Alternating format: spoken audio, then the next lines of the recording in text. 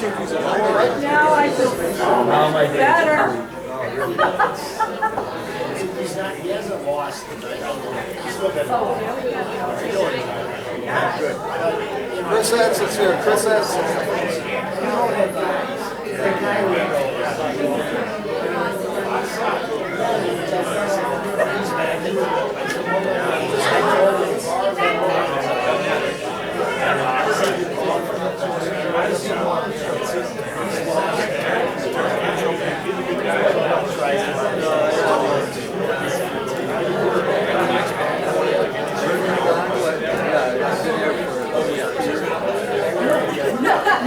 So we got Kathy? You're on. Mike was asking for a small table if we have one, to be able to set some waters on and stuff like that. Do we have waters for these guys? I will get waters, and I don't have a table.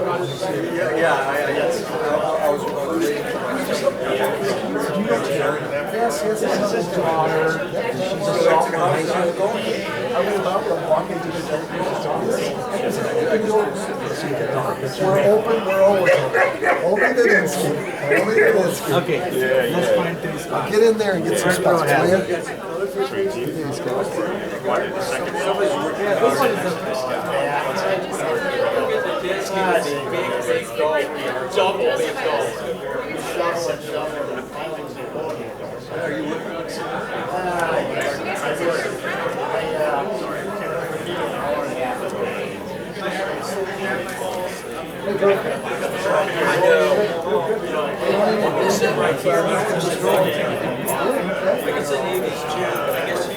Mr. Patron. Oh, no. Good to see you. He's freshly shaved. See, I did the reverse. I'm trying to grow it. Not quite to that level. I'm getting there. Not quite to patron level, but beggars can't be choosers. Well, it's kind of warm. Just wish for good air conditioning. That's wishful thinking. Are you feeling okay? Yeah, That's funny. Hey, Jordan. Yeah, I'll be able to sign up for a few more. Excellent. Fantastic. This is Brian. He's a reporter with the Freeman. This is one of our guys who will be filming this, and we're going to put it on our YouTube channel later on. But so this is the room. Here's the podium. You're not taking any photos, are you? Oh, are you? Okay. If I'm allowed. Absolutely. Right, as long as you're not in his way, if you want to stand right here and get photos, side shots from here, we ask that you not go in the room because it's going to be crowded enough as it is, Brian. It's going to be hot in here. You don't want to go in there. Sit on and right. Yeah. We got Brian from the Freeman. Brian, how you doing? Terry Dietrich. Good to see you. Good to see you. How's it going? Good. Thanks for coming over. Good, thanks for having us. Appreciate it. Last minute, that's okay. If you don't want me to work in there, Well, what we can do, I always leave on the right, so I'm thinking maybe put a chair right here. All right, guys, can I get through second, please? Right here. Thank you. That's it. Right here. Put a chair right here? We can put a chair right here. Yeah, because if we put you in here, you're next to one of the candidates. I don't want that. We either got to put you here. We don't have any room here. Yeah. Now, I mean, if you want, we can try to carve out a seat in the back. Maybe I think we're at 98. So It's going to be full. Yeah. Chair right here. I think you're better off having a chair. Perfect. Thank you. Miranda is to grab one out of Yeah, I'll grab one. West North. Thank you. Thank you very much. what I might do is, take the photos from here too. That must be my working area. That's Yeah, great. you'll be able to get both candidates from here. Good. Thank you. Thank you, sir. Thank you very much, Keith. Kind of on an angle here, so you should be able to or get them both in the same shot. Do one shot of one, one shot of another, whatever works for you. Works for me. Great. Thank you, sir. What's your name? Chris. Chris, nice to meet you. I'm Brian with the Freeman. Brian, good to meet you. Nice to meet you. Yeah, I wanted to get here earlier, but I've been working on other stuff. Yep. There's no shortage of stuff that needs to get done. There you go, Brian. Thank you, sir. You're welcome. I'll keep it out of the way until things actually get started, and that way people have an access point. All right. Now, most people go in and out through the back door. You've got two entrances to this room. That's where they come in, people, from that back door over there. Yeah, so you won't get many people coming by there. Oh my God. All right, I'm going to go sit down. Thank you, sir.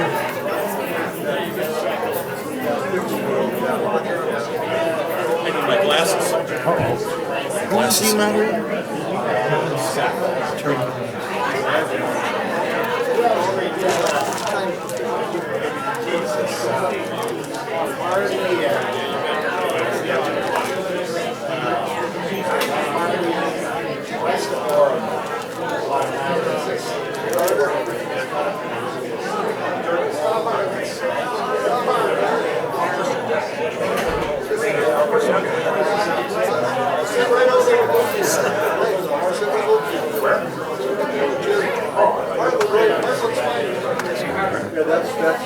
My front yard is the cabin. Somebody wants to be sneaky. I was about 35 years. Do you have an audio feed, or is your audio just going to be a microphone? Right off of that. Nothing fancy. Maybe something fancier in the future, but right now, maybe something fancier in the future, but right now it's slim pickings.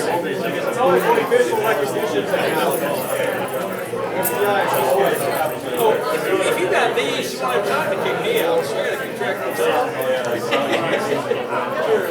I'll run them. Oh, yeah. Yeah, they're compatible with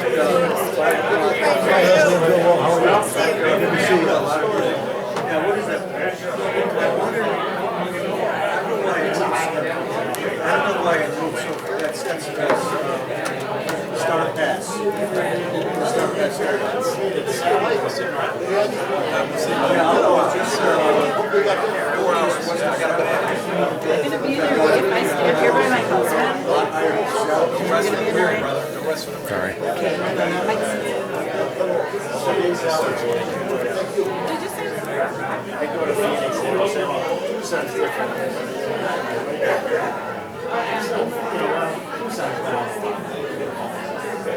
Do you know if they're going to use a microphone to amplify their voices? I don't think so. They're just going to have to shout today.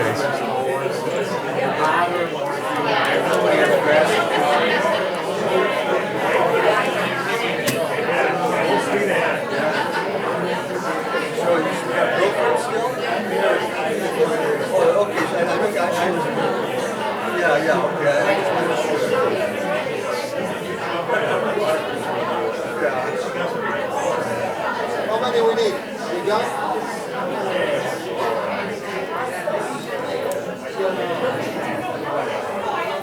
Now you're looking to find the right kind of woman. You have to negotiate every morning who's going to do what. That's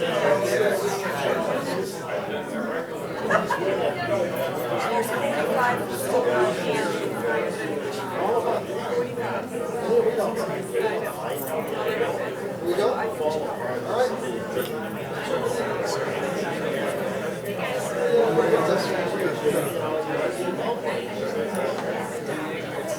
Okay, folks. We have a couple stragglers coming, but we want to get going on. Can I have your attention? Thank you. Can I have your attention? Thank you. On behalf of the candidates, we want to be cognizant of their time. So, my name's Terry Dietrich. I'm the chairman of the Republican Party of Waukesha County. Welcome to everybody.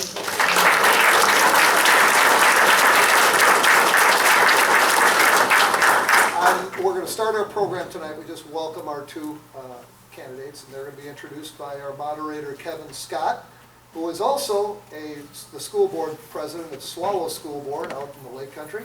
So welcome to Kevin. And to Keith Best, who's our director of grassroots outreach here at the county party. He'll be our timer officially, so I'm going to let those guys take over in a moment. and Sergeant at Arms. And Sergeant at Arms, thank you very much. We might need that. I'd like to ask you all now to rise, please, for the pledge. We have our very good friend here, Don, who's 91 years old. U.S. veteran. You want to come up? Yeah, we'll come up and make it more official. Thank you very much. Yeah. And Don is going to lead us in the Pledge of Allegiance right here, Yeah, Don. well, let all veterans hand salute and all others heart. I pledge allegiance to the flag of the United States of America and to the republic for which it stands, one nation, under God, indivisible, with liberty and justice for all. Amen. Thank you, Don. You betcha.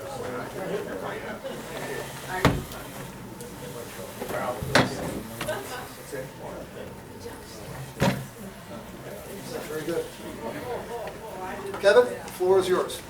right, thank you, Terry.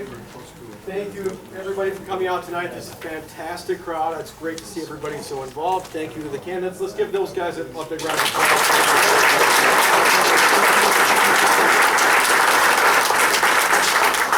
With that, now I'm going to bore everybody for the next 2 minutes with the rules, okay? But we want to get those out. These rules have been provided to each candidate beforehand, so this is not a surprise to them.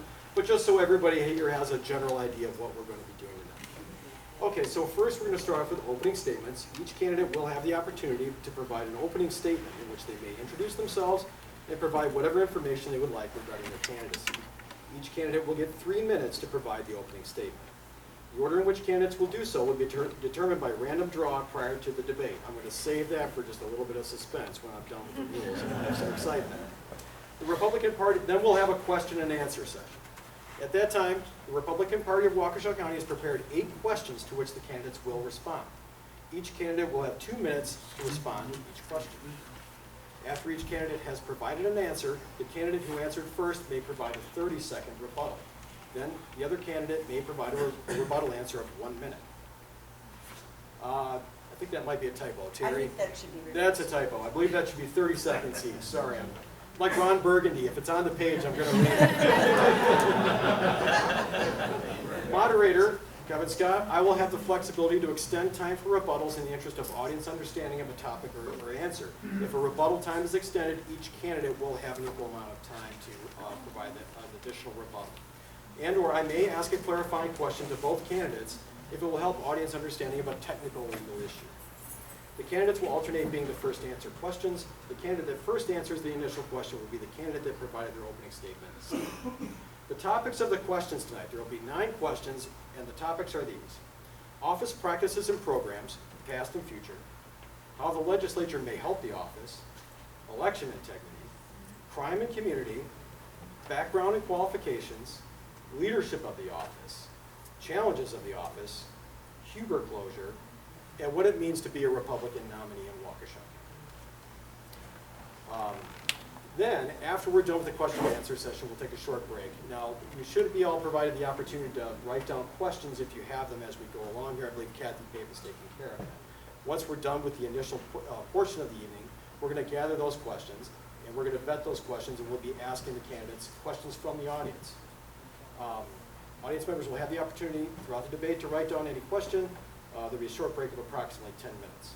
The cards will be collected by Kathy Pape and given to me to review. During this time, the candidates should refrain from making any statements or addressing the audience. I will review the questions and eliminate any that are duplicative of questions already asked and answered, are personal attack, or are irrelevant to the race. I'll then ask 5 of the questions prepared by the audience. Each candidate will have 2 minutes to answer the questions, starting with the candidate who was the second to answer the last question of the debate. I will then ask a follow-up question to the candidates based on their answer, to which each candidate will have 1 minute to respond. At that point, then we'll have closing statements.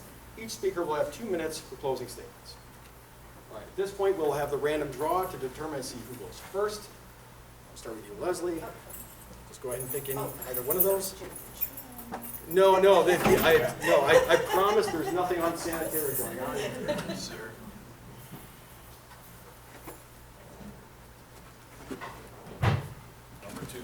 We're number 2. So that means that Leslie, you by elimination, you are number 1, and you will be going first. Right. Oh, sure. And then what we have here is we have Keith Best is our timer this evening. He has 2 paddles. One is a 30-second warning. Very fancy, very fancy. And then you will get a stop. Stop, I said stop or stop? It's a stop. It is a stop. Stop, you get it. All right. With that, we will begin this evening's questions. The first question is to you, Leslie, first. Are we doing opening statements first? I read all the rules. I'm just ignoring them. I think we have an objection here. Thank you. All right, let's have opening statements. It's real hard to hear you talking, sir. Okay, I will speak up. Leslie, you provide your opening statement. Thank you. As I was introduced, I'm Leslie Basie, and I'm running for Waukesha County District Attorney. I think what I want to start out with is just to tell you a little bit about my background. I was raised in Waukesha County. I've lived here my entire life. My dad and my uncle were both police officers with the City of Waukesha Police Department. And that's really where I got my passion for being a prosecutor. I'd go to court with my dad, and he would introduce me to the players, the defense attorney, the prosecutor, and obviously the other witnesses. And I really thought this would be a cool occupation, although I was also wrestling with teaching. So I decided, I went into banking for a little bit, then went to law school, graduated, and I was immediately hired by the Waukesha County DA's office. I've been there for 29 years, and currently I'm the head of the drug prosecution unit. So I'm the director of the drug prosecution unit. Is what I like to tell people, I do drugs. Sometimes I get to laugh, sometimes it's like, so I guess the next thing I wanted to address is, why am I running? And it's kind of a little bit of a story, so I'm going to definitely look for the 30-second paddle. But in January of 2022, Sue announced that she was not going to be running for re-election. We just finished Brooks 2 months before, and there were 2 candidates immediately that started talking about running. Mike was one of them, and then there was another candidate or another coworker of ours that also decided that she was going to run. And I really had no interest in running. I'd never had an interest in running for district attorney. I'm not political at all. And as time went on, the one other candidate decided that she was not going to run. And people started asking me, why don't you run? I said, no, I don't have any interest in running. And then police officers started asking me. Chiefs started asking me, and coworkers started asking me. And I thought about it, and I prayed on it, to be frank and honest. And I took some time, and I reached out to the chiefs. Mike had a very early start. He got a lot of the endorsements up front, so it already meant that I was behind the 8 ball. And so I decided to call the chiefs. I reached out to each individual chief, and I kind of put it in God's hands. If the chiefs were going to endorse me, even though they had already endorsed Mike, and they were going to do a dual endorsement, and they would guarantee me that, I would run. I reached out to the chiefs, I talked to them, and they were fully supportive of me. As a matter of fact, after that whole procedure, they changed the process in which they do endorsements. They will not do them as early as they did in this race initially. So with that, I decided I'm going to run.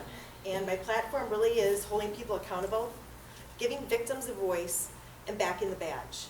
Our law enforcement partners are an essential part of allowing us doing our job. And therefore, I feel that relationship is very important. Thank you.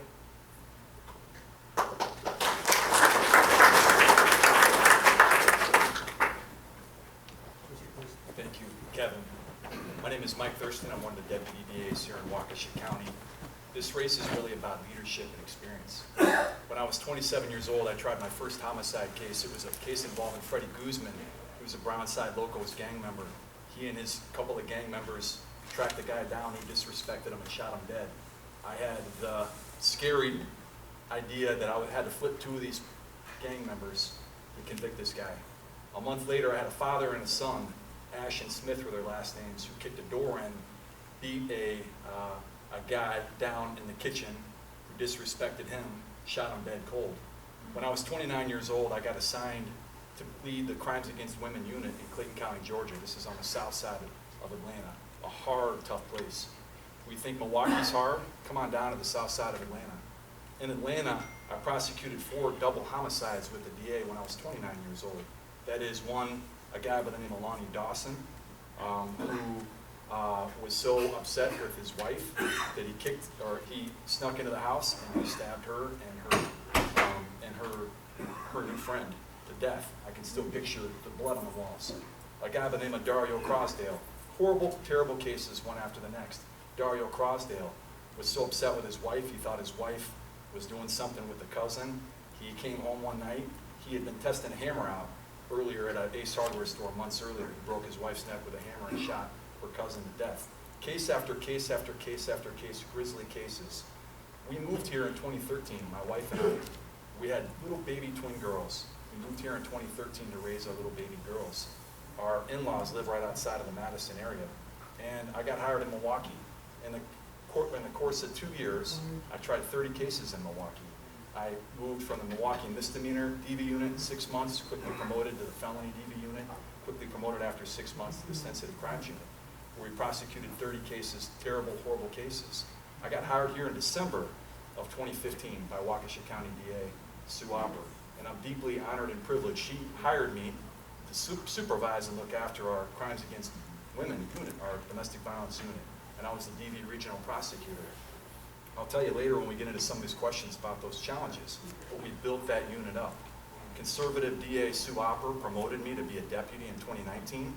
Conservative DA Sue Opper promoted me to be the head of the Sensitive Crimes Unit, a very fragile and delicate unit. Conservative Sheriff Eric Severson has endorsed me. Conservative former Sheriff Dan Trewicki has endorsed me. Conservative Sheriff Arnie Mancata has endorsed me. All 26 police chiefs have endorsed me. Every single one of these county deputies have endorsed me. Why? Because we fight, and that's what we got coming. You got to have somebody with experience and leadership, and I intend to bring that, and I've been bringing that my whole career. Thank you very much.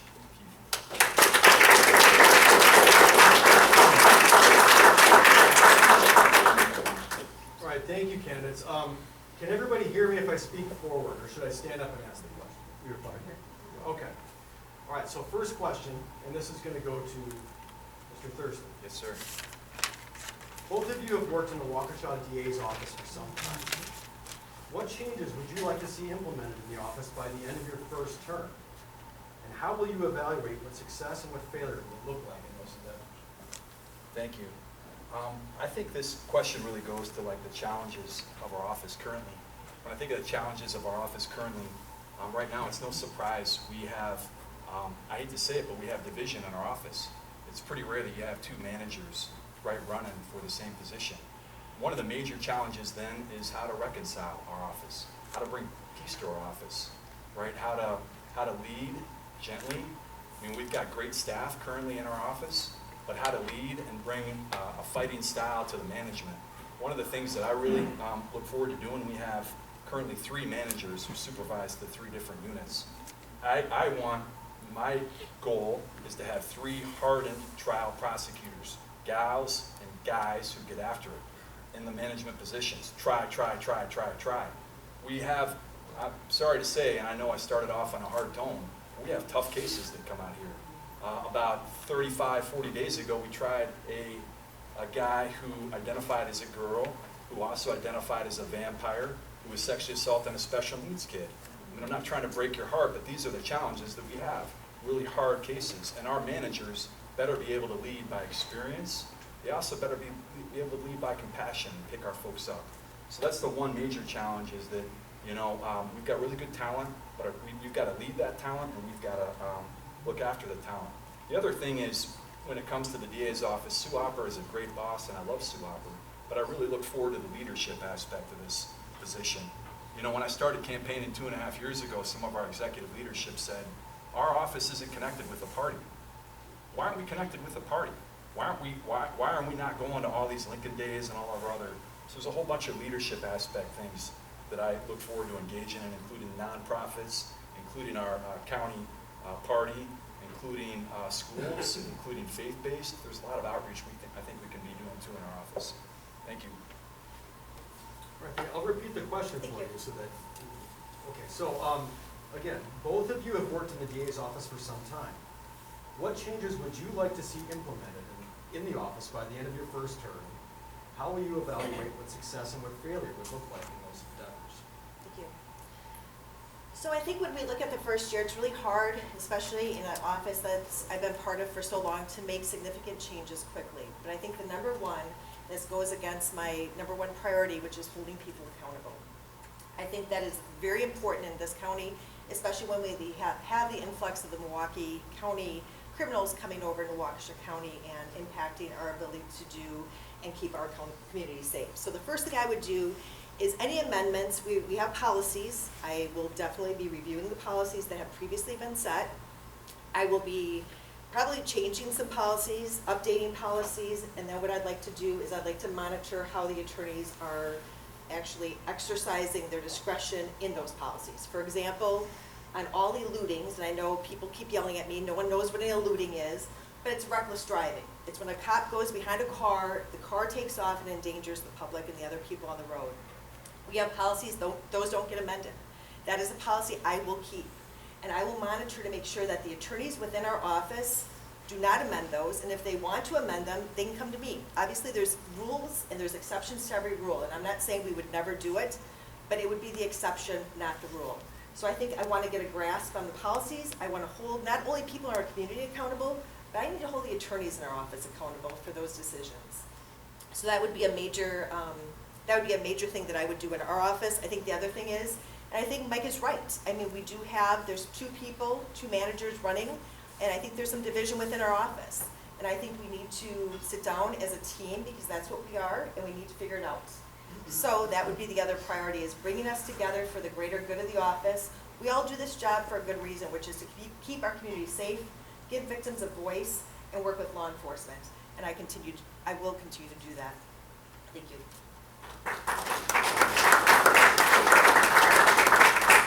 Mr. Thurston, 30-second. 30-second rebuttal, thank you. I do like the word accountability. Of course, we all have to be accountable, especially prosecutors. But there's another aspect of leadership, in my opinion, especially being the DA of Waukesha County, the most powerful county in Wisconsin, and that is inspiration, too, of picking young prosecutors up and inspiring them. Telling them, hey, look, you know, this is a tough case, but it's worth getting after. Let's get after this. So, you know, when we talk about accountability, there's a way to talk about accountability when you're grinding your employees down. There's also a way of talking about accountability to say, let's go, let's pick it up, let's get after it. Ms. Basie, 30-second rebuttal. Thank you. I guess how I would rebut that is just to say, again, leadership means different things to different people. I lead by example. I would never ask anyone in our office to do something I was not willing to do, whether it's copying discovery for an attorney or whether it's trying a case for someone who's unable. So I believe that I will lead by example, and I think that's really important for the people within the office to see. Thank you. All right, thank you. Second question, and this one is to Ms. Basie first. Both of you have been prosecutors for several decades. What in your background separates you from your opponent? Thanks, Kevin. I think what separates me is, I think, my experience. You say several decades. I've been going on 3 decades. I started when I was in grade school, law school. So obviously I'm not that old. But I think that is a separation. I mean, I think Mike's been practicing for 19 years, and that's a long time to be practicing. He's been practicing in a certain area. He's been focused on domestic violence, sensitive crimes. Those are cases that I've tried. Those are cases that I prosecuted. But that's not where it all began. It began with traffic court. It began with, trying speeding tickets, trying OWI cases, driving while under the influence of intoxicants causing death. I then moved into the domestic violence unit, where I was there for 6 years. I tried domestic violence cases, sensitive crime cases. Pretty much during that time, I did all of those types of cases, which is what Mike is focused on. After that, I did misdemeanor felony. Robbery, white-collar crimes was kind of a unit that I specialized in and really became a resource for detectives who would do those types of cases. Robberies, burglaries, criminal damage to properties, you name it, I charged it. And now I've landed in the drug unit. So the past 8 years, I've been in the drug unit. And I think when I say tough on crime, I think I've shown that in my leadership in the drug unit. And I think that will come out during other questions that you probably will be asking. But that's important to me. I think that you have to have experience all around. When you get that call at 2 o'clock in the morning because you're the DA and they're calling you, you need to have an answer. I need to know how you prosecute an operating while under the influence of an intoxicant case. I need to know what evidence you need to collect on a robbery case. And that's experience that I have that my opponent does not have. And therefore, I think that that makes me the better candidate for the position. Thank you. Thank you, Ms. Basie. Mr. Thurston, same question to you. Both of you have been prosecutors for several decades. What in your background separates you from your opponent? I love that you repeated the question, right? Because you get caught up in the thoughts here. I actually totally agree with Leslie. I totally agree with Attorney Basie. This really is about experience. It's about hard experience, and it's about trial experience. Ladies and gentlemen, there is a thing that's weird about running for DA that's different than any other position I'd suggest to you. Different than running for mayor, different running for state rep. There is a metric. There is actually a number. There's a very transparent metric by which you can measure a prosecutor's aggressiveness. That is when you get pushback from the defense attorney. You get pushback from the defense and you got a defendant that says, no, I'm not taking that, I'm not doing that. Do you try the case? Do you get after it? The metric is trials. When I moved here in 2013, we have a span of 10 years where you can look at both of our numbers. My opponent, Attorney Basie, has tried 17 trials during the course of that trial. I've tried 84 trials. 84 trials, 5 times that number. Getting after it, case after case after case after case. It's true, my cases involve victims. It's true, my cases are horribly complex. Last summer, for instance, a guy by the name of Jose Zuniga, his last name is M. I'll end it that way. All I had was a little girl who didn't sing any longer. She didn't play the cello. And when her mom asked her why not, she said it was because of our uncle who moved here from Mexico and he abused me a couple of times. That's all we had. And her personality, which was crushed. And horribly, terribly, her description after one of these incidents where she went to the bathroom and she described what she saw after this act. These are terrible cases. I've tried 87 of them, and I now lead a unit to get after it and get after these. The question is, do your hands shake when you have hard cases? And all we do is fight, fight, fight, and try, try, try. So I really do agree that it should be the metric by which you all decide who's going to be your next DA.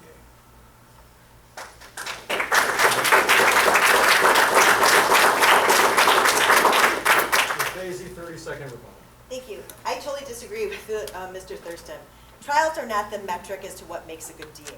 What makes a good DA is leadership. It's willing to go out there and mentor your new attorneys. It's there to, or the leadership to encourage the attorneys in your office to do the right thing. Unfortunately, and this is the sad part of this position, you don't get to be a prosecutor as much as you did when you were a deputy DA or an assistant DA. You get to be an office manager. You get to be the lead attorney who's kind of managing the 23 attorneys. So that's the difference. It is not a metric. Mr. Thurston. I get 30 seconds? I couldn't remember. Yes, you get 30 seconds. Okay. Each candidate Thank you. gets a 30-second Thank rebuttal. you. You hire me, you put me up, I'm not going to be your office manager, I'm not a bureaucrat, I'm a trial attorney, and I'm leading my team by example. I will get after it, and I'll continue to get after it, and not only that, my managers will be trial attorneys. It's true there's a lot of bureaucratic things you need to do as a DA. It's true that there's a lot of different avenues for leadership, which we'll talk about later. It's true that I think I've accomplished a number of those things, but most importantly, it's true to lead by example. And I want my team to know that I'm not afraid to get out there and try it, and that's the quality that I look for in them, is that fearlessness. Thank you. All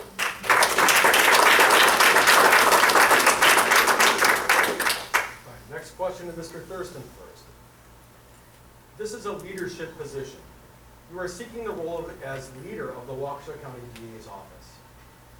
How do you believe that your experience will make you a good and effective leader of this large office? It's probably my favorite question. Are we good to go here, Keith? It's probably my favorite question. I'll tell you a little bit about my family. I grew up with 2 brothers and my dad and my sister, who actually was like a brother too. She's the toughest person I know, my sister. But I remember my dad, we didn't have a lot of money growing up. We were pretty middle class, but he used to take us up to the Boundary Waters in Quetico area to camp. And what he would say to, what he would do, the leadership he would show, is at nighttime after a long day of paddling or working your butt off outside, everybody'd crawl under their tent and he'd be the guy in the rain who'd be cleaning the dishes. That's what I call leadership. Leadership is action in the service of another. And that's why I believe so fervently, deeply to my core, about trying cases. And it's really not about me trying the cases, it's about our team. We've got an unbelievable detective who's sitting here in the front row, unbelievable victim witness, got another unbelievable prosecutor. We're in the middle of a trial right this week. It's never about me. Leadership is always about action in the service of another, in the same way that this position is about action in the service of you all. This is the most unbelievable place I've ever lived. It's unbelievably powerful, strong, beautiful. The communities are strong. Our faith base is strong. Action in service of you all. But you all know this intrinsically to your core. Things are changing. Things are changing. What did we have just this week in the Freeman? We got a great Freeman reporter over here. We had guys coming up here from Texas who were trying to rip off ATMs, right? I have a victim right now who's a 65, 70-year-old grandma who got swindled out of money for retirement from guys from China to the tune of gold bars, hundreds of thousands of gold bars. Action in service of you guys. That's what this is, action, action, action, with the experience that I bring, having a team of managers who are grizzled in service of you. That's how I see leadership. Thank you.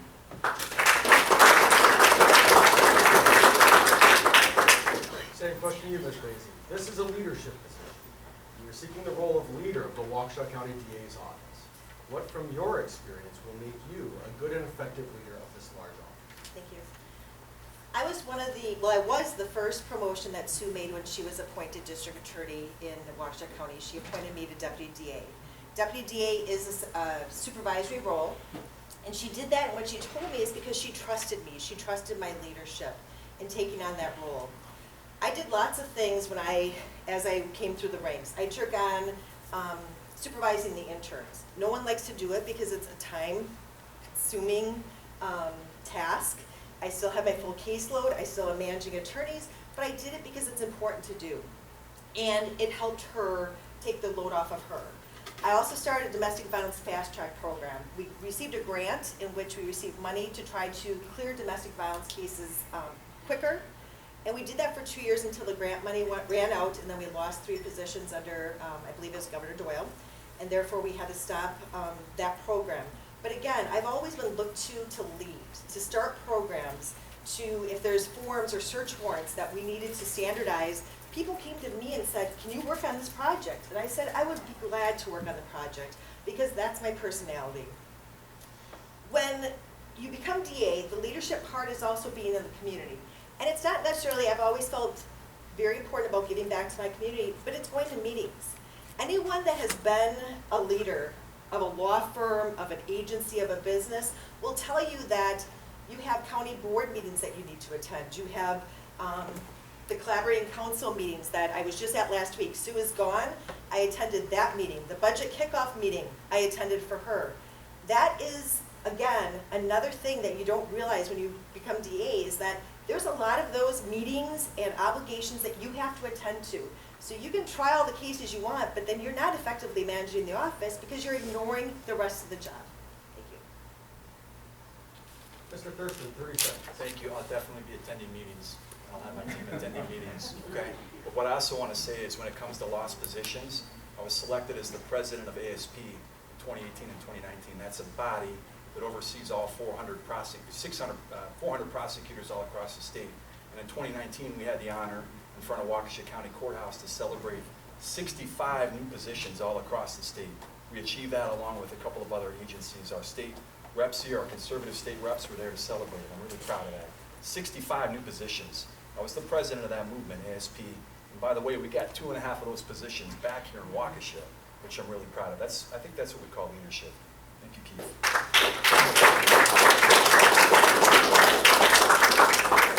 When ready, 30 seconds. Okay, thank you very much.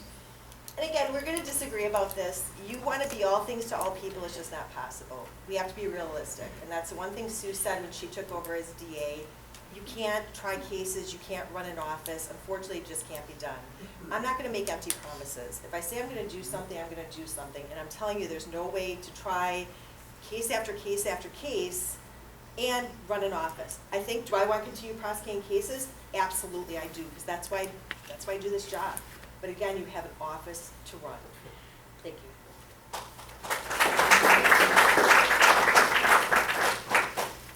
Next question, Ms. Basie. What challenges, internal or external, do you believe currently face the Waukesha County DA's office, and how do you propose to resolve those challenges? There's 2 main challenges that I see. The first one is the criminal element from Milwaukee coming to Waukesha County. Just on Saturday, I think Milwaukee County had 3 shootings that ended up leaving 3 people dead, 4 people injured. That is the crime that's coming into Waukesha County. And I'm not saying the homicides necessarily, but the carjackings, the lootings, the burglaries, robberies, all of that's coming into Waukesha County. That's a challenge. Because again, we are still less staffed today than we were when I started as a prosecutor 29 years ago. So that is a challenge. Crime has not gone down. Our population is now 410,000 people, and we're supposed to have one prosecutor for every 10,000 is the national average. We have 23 positions, and we're supposed to have 41. That's a problem. And then you increase the crime that's coming into Waukesha County, that needs to be addressed. How does that get addressed? It gets addressed by meeting with legislators and asking them, don't just put the cops on the road to make the community feel safe. We have to do something with that. We have to prosecute those cases and hold people accountable. We see how it works in Milwaukee County. It doesn't. They don't hold people accountable, and what's happening as a result? The crime rate is increasing, and that's going to have a direct impact on us. So lack of prosecutors, we want to still hold people accountable with, less resources. That's going to be hard, but I think it's important. You hold people accountable now, and I, as head of the drug unit, I know that I kind of think drug dealers don't want to go west of 124th Street because they know we'll prosecute. Under my leadership, we'll prosecute. And I think that's really an important difference. If they feel that way, I'm assuming that with the domestic violence, the sexual assaults, the robberies, the burglaries, we prosecute and hold people accountable. Maybe they don't cross over 124th Street into our community and endanger our citizens. Thank you.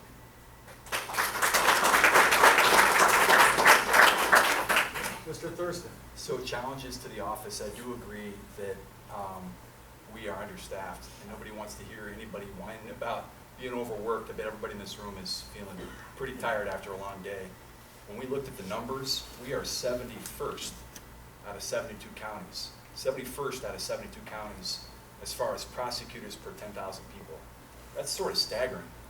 Right? That's a problem, and not only is that a problem, but that doesn't take into account how complicated the cases are that come over here from Milwaukee and all the other problems that come over here from that metro area.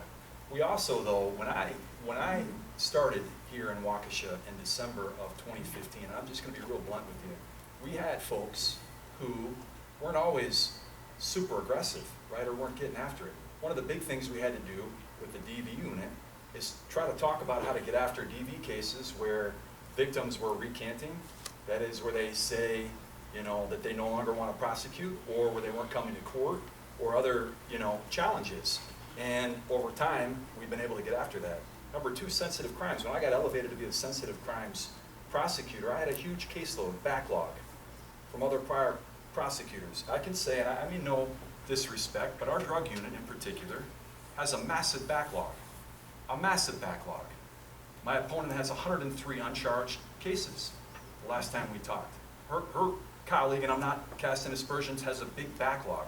So when we talk about being understaffed, we are understaffed, but if you got to take work home or do it in the evenings or whatever, we want to talk about accountability, you got to get your own cases charged, and you got to get them reviewed one way or the other. So as the next DA, if I have that honor, if I have that privilege, I will make sure we don't have backlogs, because that really hurts. That really hurts our community, and it hurts our prosecutors, and it hurts our team if you got backlog. Ms. Basie, 30 seconds. Thank you. And I'm glad that Mr. Thurston raised this, because I think between January 2023 and April 2024, we took a look at the cases that were amended and that were dismissed under each of our units. Similar number of cases. Mr. Thurston had 32% of his caseload was amended from felonies to misdemeanors. 20% of his caseload was dismissed. Compare that to mine. 2% of my caseload was amended from felonies to misdemeanors. Less than 11% was amended or was dismissed. And a lot of times when we work in the drug unit, we have to take that into consideration. That's a huge difference. I don't have the time to do the cases when I'm prosecuting so many more.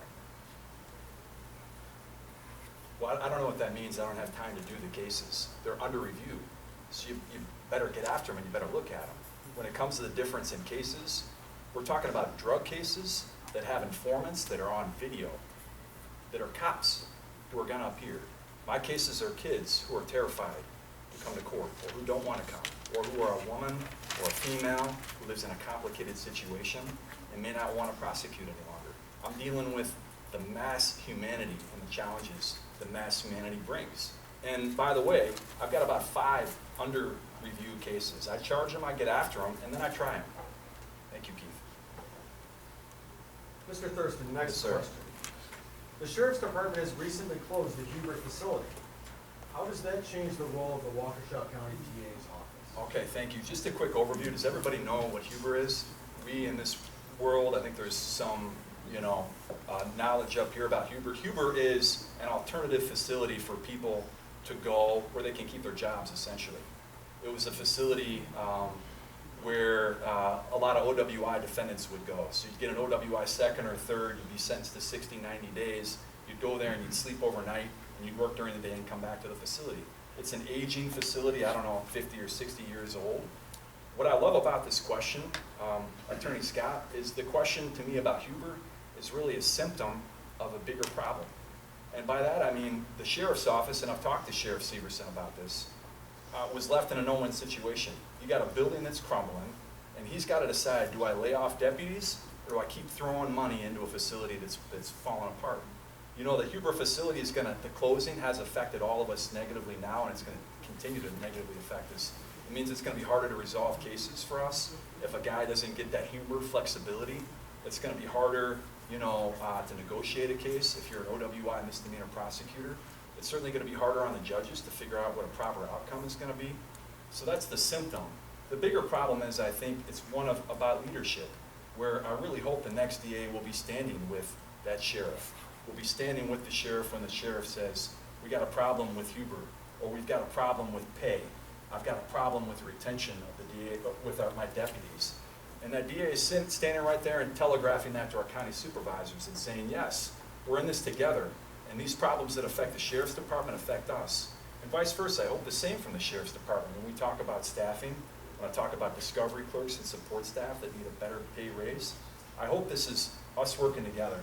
And by us working together with the sheriff's department and always communicating together, I hope we'll be more powerful together in serving you all.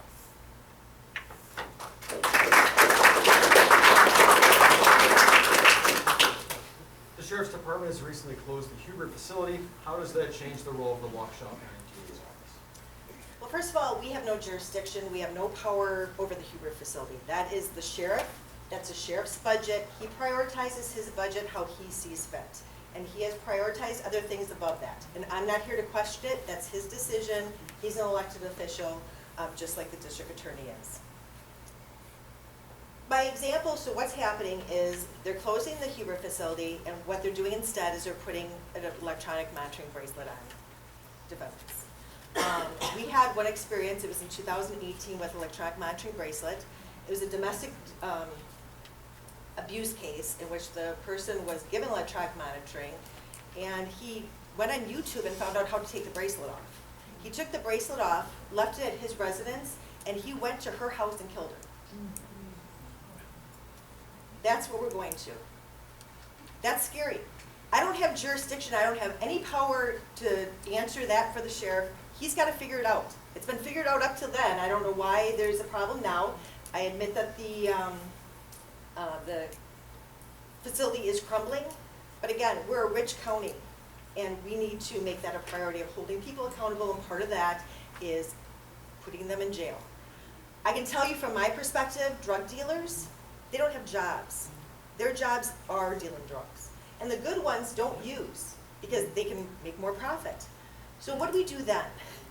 So we give them electronic monitoring, and they go in their house, and they pretty much can just be there all day. They can watch videos, they can play games. They just have to, the only thing that changes in their life is they have to have someone trip down to Milwaukee to pick up the drugs and bring them back to the residence where they can continue to sell. That's accountability? No, it's not. I'm certainly willing to work with the sheriff, but again, we've got our own problems in the DA's office with staffing and funding. That's my priority. Thank you.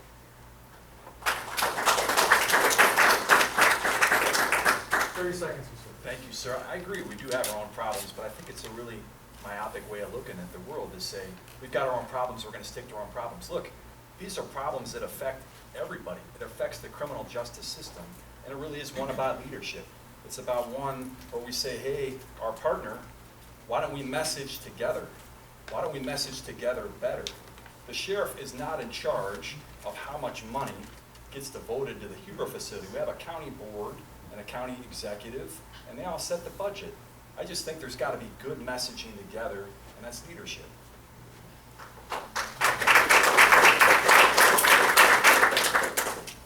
Thank you, Mr. Person. Next question to you. Yes, sir. If you could be both the legislature and the governor, in your opinion, What laws do you believe need to be changed or fixed and why? And you can limit yourself to 3 because we could be here all night. Both candidates. If I could be the governor and the legislature, I don't think that I would. I think that sounds like, but with regard to legislation, you know, we had a earlier topic about how could the legislature best serve, and I know we have some legislators in the room here. We really appreciate their support over time. Deeply grateful. I'll talk about a couple initiatives that I think we've achieved and shown leadership on. The first is bail reform. I'm deeply proud of bail reform. In 2017, and we've got a ways to go, so if I was governor and legislator, I'd take it a step further. In 2017, we had a guy, and I'm sorry to be blunt with you, but he sexually assaulted his daughters and his granddaughters. And he got out on $25,000 cash. I don't see her here in the audience today, but Cindy Dukow called me and said, what in the world is going on? And one of our famous radio talk show guys called me and said, what's going on? I said, we need to, the only discretion a court has is whether or not the guy's going to come back to court or not. You cannot consider how dangerous he is. And Cindy Dukow, to her credit, said, well, we got to change that. And over the next 6 years, we did. I went to Madison twice to testify on behalf of that bill. I helped her with the statutes. We helped her with the constitutional reform. I remember being on a conference call with Robin Voss, and we got it changed in 2023. So we've made progress on bail reform. There's a section in that bail reform statute, 969, which we could go even further, which is make our no bail provision in there workable. Currently, the feds have that, where you can hold defendants no bail. A second provision is we do need staffing. Boy, if I could just wave a magic wand, I would say we need more bodies, no doubt about it. I would wave that wand because those bodies come not from our county executive and our county supervisors, but as Representative Allen knows, Representative Wickers knows, it comes from Madison. It comes from Madison. We could use more bodies. I think I've run out of time for my number 3 because I'm an attorney. I just talk way too much, but maybe I'll say it in rebuttal. All right, thank you, Ms. Bates. Same question. Sorry. I think you said 3. If I was the legislator and the governor, what 3 priorities for working? What laws need to be, if you could be a legislature and the governor, what laws need to be changed and why? Okay, thank you. I agree. Bail reform, it went, the legislation that went through, the constitutional amendment that the voters voted on, as well as the statutory change, it was good. It did not go far enough. And again, I wish that the legislators would have reached out to all of the prosecutors because we don't all just try one type of case. I tried drug cases. Fentanyl overdoses are the #1 cause of death in people throughout the United States between 18 and 45. The #1 cause of death. So what we have is we had with the bail reform, what they did is they said that now there's presumptive cash bail if the crime is considered a violent crime, which is good. But they didn't go far enough in defining what a violent crime was. They gave it about 70 or 80 different statutes that fit under that.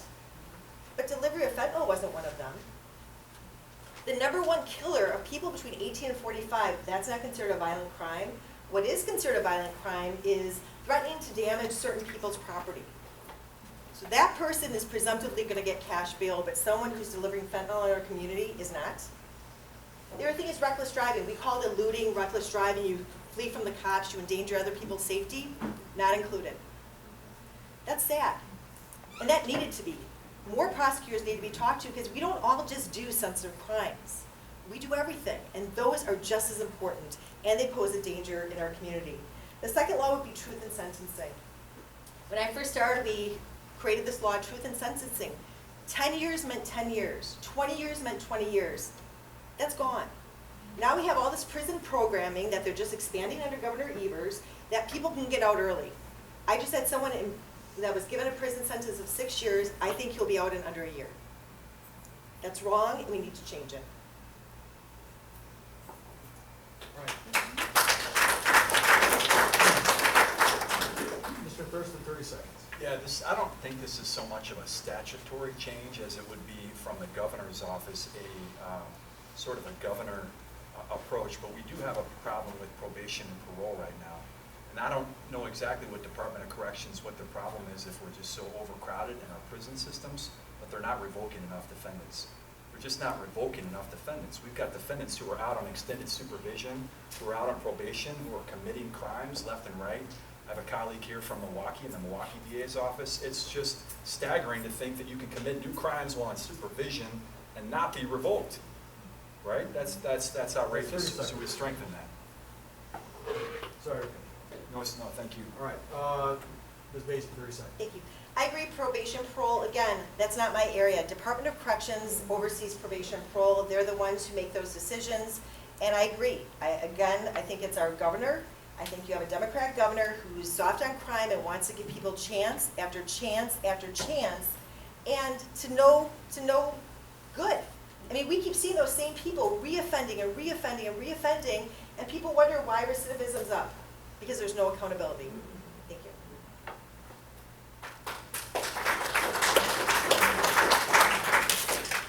Next question, Ms. Basie. Crime has been on the rise in our community. We are seeing violent crime in Waukesha that has not seemingly been present in years past. What will you do as Waukesha County DA to change that trajectory? Again, thank you, Kevin, for asking that, because I think I've already asked that, and I think it really comes down to holding people accountable. I think we've seen what happens in Milwaukee when people aren't held accountable, and I think we've seen in Waukesha, we've always had a very safe community. People come to Waukesha County because it's a safe place to live and work and raise a family. So what would I do? Again, it's holding people accountable. Now, am I saying that a 17-year-old with a grandma pot in his pocket needs to go to jail? I'm absolutely not saying that. There are programs, that person doesn't necessarily need to be charged. However, if you don't get the message, then you do need to be charged. You do need to be convicted, and you need to be held accountable for that. And it's not only the big crimes, like the homicides, the robberies, the burglaries, it's also the small crimes, because they lead to the bigger crimes. The retail thefts, when I talked to the chiefs before I decided to run, that was a huge issue for them. Why isn't your office doing more with charging the smaller crimes? Because what happens is when you don't hold them accountable for those crimes, they come back and they commit more serious crimes. And I agree with that. I talked to them and I pledged the chiefs, and I believe that's why the association endorsed me, is that I would look into that, and not only that, that would be a policy. We need to be more aggressive with charging the little stuff, and hopefully it doesn't add up to the big stuff. Now, the problem with charging more is that you are also going to be getting more cases in as a prosecutor, and that's to be expected. And what's also going to happen is, as you get more cases in as a prosecutor, probably there's more people in jail. And then that's going to, again, affect the jail population. So I do believe we have to work as a whole to look at this problem as the whole issue. I mean, we have to look at police on the street, prosecutors, what are they prosecuting, jails, can they hold them? But then I think we also have to take that information, and then hopefully when you hold people accountable, they stop coming to Waukesha County. And hopefully that ends up decreasing those things. Thank you. Got the question, Attorney Scott. I'd just jump right into it if you don't mind. Thank you. I just have to say the obvious, right? We keep talking about holding offenders accountable, charging more, but the fact is that Attorney Basie hasn't. She's got 103 cases under review since 2019, 2020, 2021. So, okay, well, you got to charge them then. Start by charging your own. We're holding folks accountable. As I was thinking about crimes that are coming in from Milwaukee, I have, forgive me, but I have the song rolling through my head. A friend of mine, a dear friend of mine, loaned. I think I get 3 minutes, right? 2 minutes. I had a dear friend of mine that loaned me his car recently over the weekend, and so I was listening to some music on my friend's car. He's just trying to be a good soul. And I got Welcome to the Jungle in my mind. Welcome to the jungle, we got fun and games, right? But I think about that, right? I think about the chaos that's coming over, and if you've got the chaos that's coming over, you better have somebody who's been in that chaos before. You better have somebody who's familiar with a machete and with a pickaxe or whatever it takes, or take his darn shoe off and get after it, right? That's what I envision. I want fighters to fight. I want warriors who are hungry for it to get after it. That's how you set the tone. And yeah, you got to use your discretion and figure out which are the battles to fight and which aren't. In December of 2023, I had a little girl near that movie theater in the town of Brookfield who snuck out of an industrial warehouse because she was tortured for 45 days. She had belt marks all over her face and her head. She was all swollen up. That's a case where we said, I'm sorry, there's no negotiating. That's a trial. That's a trial. I had a case about 30 days ago where a defendant would choke his mother and his girlfriend by shoving his fingers in their throat. That's a trial. And he ripped his mom's frenulum out. That's a trial. That's the jungle. That's what you do when you try cases one after the next after the next. You get that experience, you get the fearlessness, and I want my managers to be there to fight like that. That's how you get after it, ladies and gentlemen. And the rest, we'll do our best to keep up with the charging and hold offenders accountable. Thank you. Thank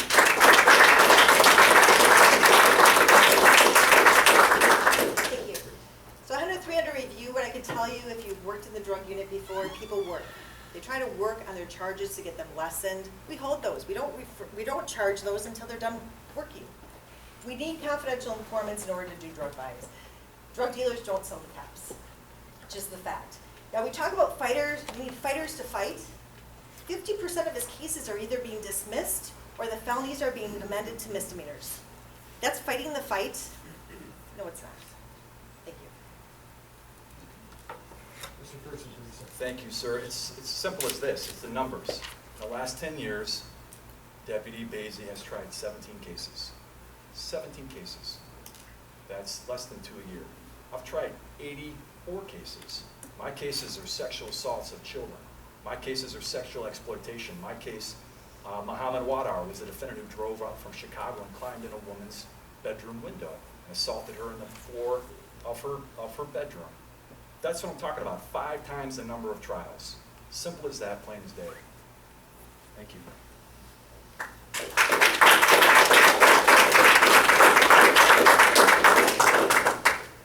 Okay, question to you, Mr. Thurston. This is going to be a little bit lengthy, so just stay with me. Bear with you, buckle up. It will have a point eventually. All right. After 2 Waukesha County surveys conducted by RPWC, election integrity was identified as the #1 issue addressed. Legitimate issues of election fraud involving seniors in the county were raised with the current district attorney, and she declined to take action. The Racine County Sheriff also recommended criminal prosecution of the Wisconsin Election Commission's officials related to senior abuse and election fraud, to which the DA did not take any action, citing a lack of jurisdiction to prosecute. In other words, she deferred prosecuting because she believed the Madison officials were out of her jurisdiction, even though the acts complained of took place in Racine County. Will you commit to enforcing election integrity in Waukesha County? And how would your actions differ from the 2 district attorneys described? Attorney Scott, I felt like I need to stretch on that one. There's like 6 subparts and all this. Thank you for the question. It's a really important question. I liken this question to DV intimidation, domestic violence intimidation. By that I mean we have situations in our work where after an offender gets locked up for something horrible that he's done to a significant other, he starts intimidating from jail. It drives you absolutely nuts. He starts calling her and trying to talk her out of. That's what election integrity is. That's what election integrity is to the nth degree. It's an attack on our system of justice. It's an attack on our system of justice. And election integrity, if we don't have fair elections, we've got nothing. We've got nothing. We really have nothing. So it's true, right now, DA Opper handles all those. And it's true that I don't have a lot of knowledge of how to prosecute or investigate election integrity cases. But it's also true that election integrity is dearly, dearly important. If we don't have fair elections, we've got nothing. So what I propose to do is we take the elected out of this. The elected can't be also worried about being elected and being involved with election integrity. We get a specialized prosecutor in our office that handles this and gets training. I know in this room, and I've talked to some of the leadership, we have election integrity experts. Why aren't we relying on that? Why aren't we? I've invited, I've said I'm happy to learn. I would bring those experts into our office, and we'd have staff that would help about that. #1, and #2, I would propose we do the same with the sheriff's department. Our biggest dog in the community, why don't we have a detective devoted to that? Together, we do the same thing we do for DV intimidation, which is have a specialized detective and a specialized prosecutor who know how to handle these and gather as much information as we can. And by the way, this wouldn't just be a Republican thing. I'd invite Democrats too. They could come in, they could train us. Election integrity is about fair system. And if we don't have that, we've got nothing. We fail. We're even worse than the deviant intimidation situation I propose.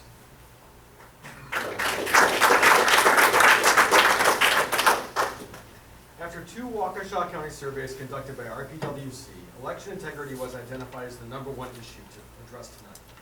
Legitimate issues of election fraud involving seniors in the county were raised with the current district attorney, and she declined to take action. The Racine County Sheriff also recommended criminal prosecution of the Wisconsin Election Commission officials related to senior abuse and election fraud. And the DA did not take action, citing a lack of jurisdiction to prosecute. In other words, she deferred prosecuting because she believed the Madison officials were out of her jurisdiction, even though the acts complained of took place in Racine County.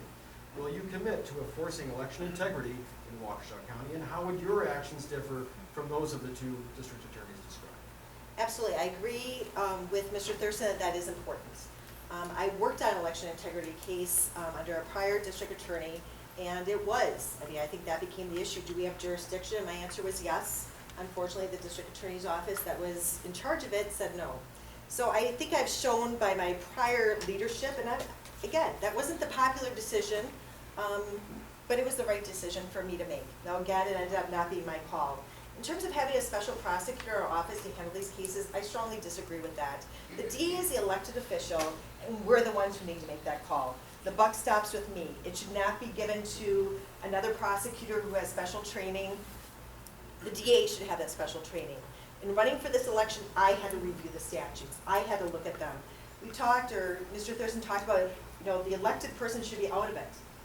No, if they're doing something wrong, they should be held accountable. That's really important. I mean, when we talk about election integrity, the candidates should be political. That's no problem. The process cannot be political. We cannot use what has been done in recent years. We cannot use prosecutors who abuse their power, and we cannot use that to try to affect the election. And I think we recently saw that within the last 6 months and how that's been done. Again, Democrats, Republicans, it does not matter. Everyone needs to play fair. We need to have reliable results in those elections. That's important. People believe that that's important. In order to do that, we need to make sure that they are fair. We need to make sure that when there's training and that before the ballot is put into that machine, we need to make sure that the person casting that ballot is a legitimate person.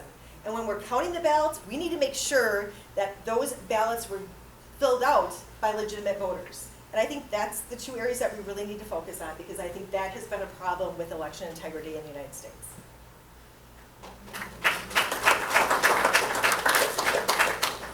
30 seconds. I don't have any problem with accountability whatsoever. You all hold me accountable every day of the week, every day of the month, every month of the year as your next DA, if you so choose, right? I mean, that's what this job is about. It's about serving you and hold me accountable, right? But I think it's important not only to enforce this election integrity, but also to have the appearance of no conflict. Not only do you not want any conflict, but you don't want any appearance of conflict. That's why I propose we remove the elected from this position and have somebody who's specialized in this.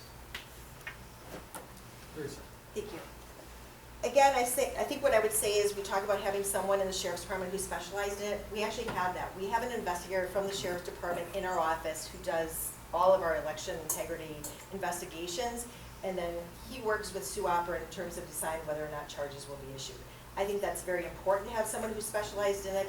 The other thing I would do if I were elected is I'd also go to the polls.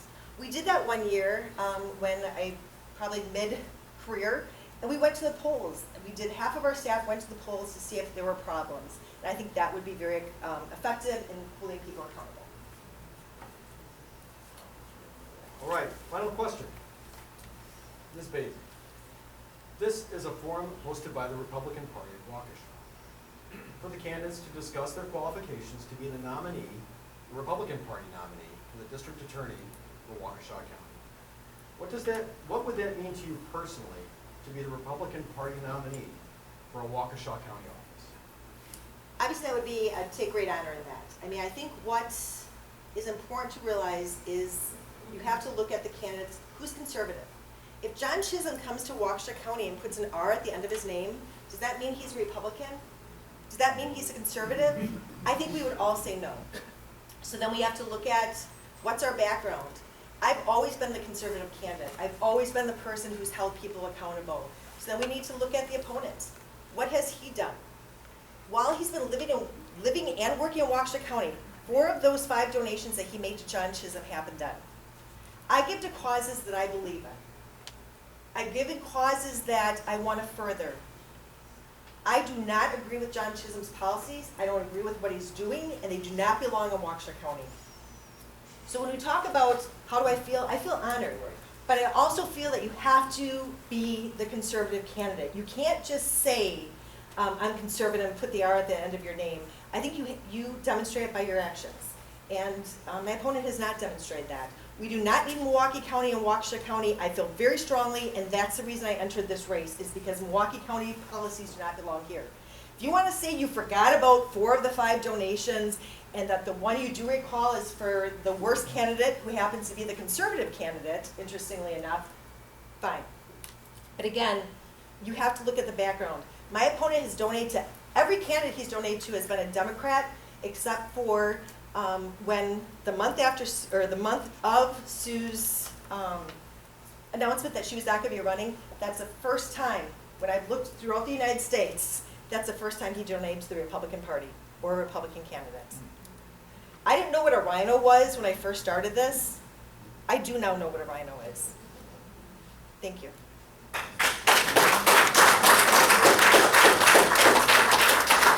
Hold on 1 second. If I could ask the audience to refrain from comments, vocalizing during the candidate's answer. I think that would be it's appropriate to do that.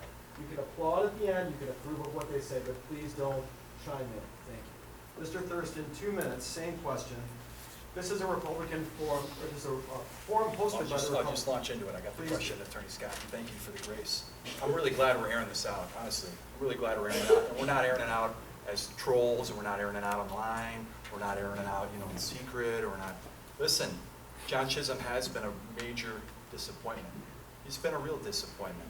And I'm saddened by that we have crime that continues to hemorrhage out of Milwaukee County. I am. I'm sad by that. And yes, I did donate to John Chisholm. I hoped for better, and we haven't gotten it. Okay? That's the bottom line. I hope for better, and we haven't gotten it. But what I will say is, my philosophy is exactly the opposite of John Chisholm's. I've already talked about the numbers. She says I want to hold offenders accountable. She doesn't. She doesn't try cases. She doesn't charge cases. I got 103 under review cases. How do we go to an event? I was in an event a month ago at a Commonwealth, Saving Others for Archie, where kids die of heroin overdose. How do you think that message is if those folks knew that our deputy DA who's in charge of the DA's, or the drug unit, hasn't charged cases from 2020, 2021, 2022? There's a reason, ladies and gentlemen, do not be fooled, why I've got the endorsements of every single conservative law enforcement agency, because they know her record. For 28 years, she's had an opportunity to establish it, and she hasn't. The Sheriff's Department, the biggest agency in our county, has not endorsed her. It's not because she's behind, it's because they know her lack of aggressiveness, because she's talked about retiring for a lot of years. And it shows in her numbers, her under review cases, and her lack of charging cases. Ladies and gentlemen, all I bring to you is fire, fire, fire. And by the way, it would be an honor to be your Republican primary or your Republican DA. It would be a great honor because I see good governance all across Waukesha County. I see good governments at every level. We've got budgets that get passed properly, and we fight for each other, and our law enforcement is the best. And that's what I'm here to tell you, is I'm here to fight for you, like fighting my butt off for you. That's what I would do as your next DA. Thank you.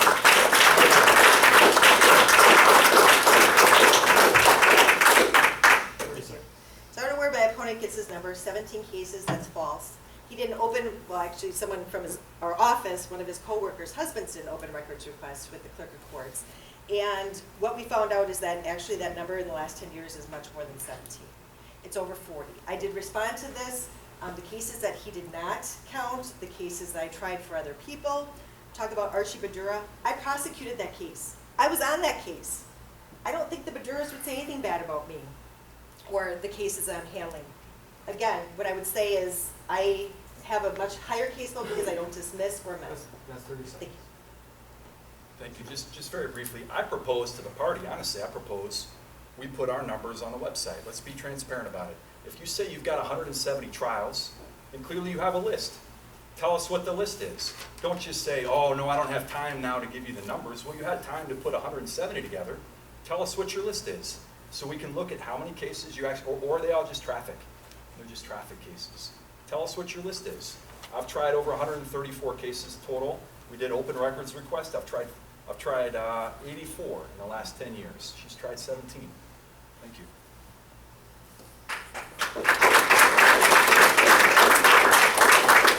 Okay, well that concludes the question and answer session. We will now take a break of approximately 10 minutes. Okay.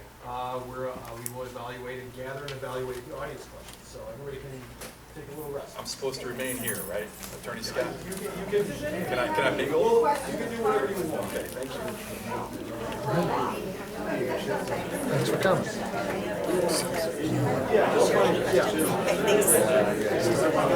It is a little warm in there.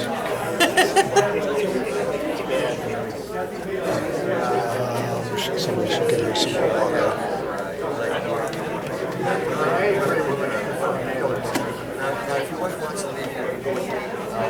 What do you say? Pretty good, huh? Very exciting. No, but Very you exciting. had a point there. You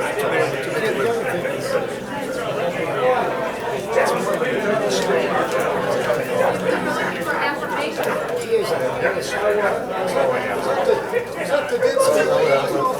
Sam, so am I.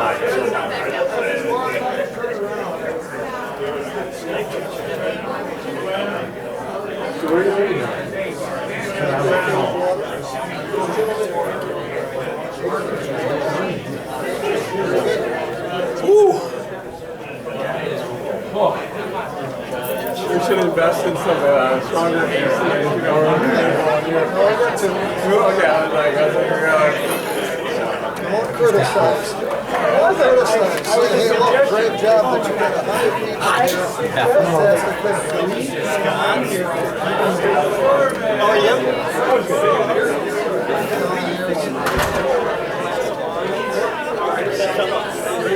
This is what America's about. This is what the civics are.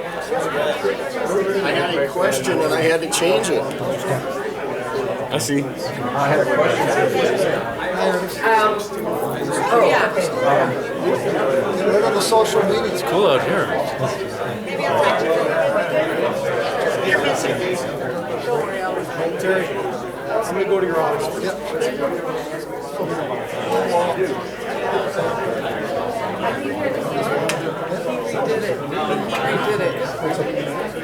Oh my God, there's like a 20-degree difference. What? Dang, why didn't you remind me before?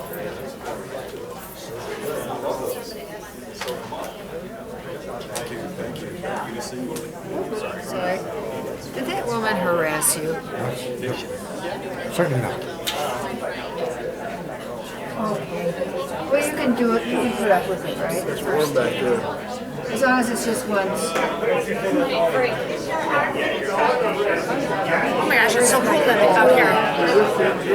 Oh, here you are.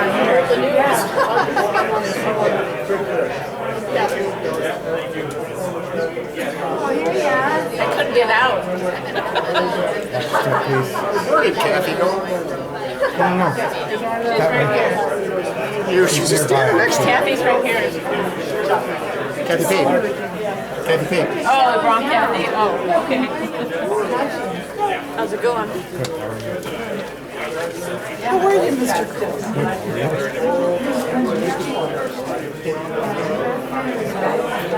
Perfectly the arm.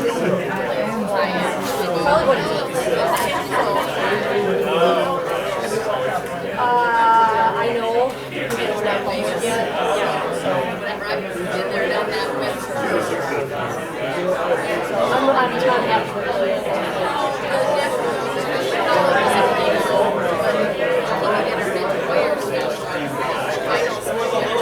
Well, I'm going to get you a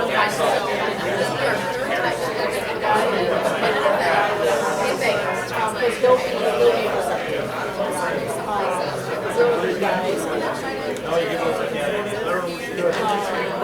bunch of people are leaving.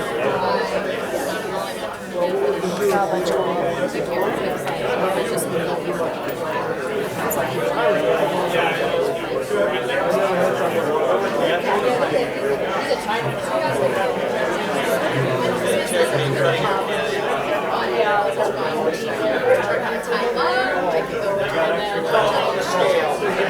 She's busy.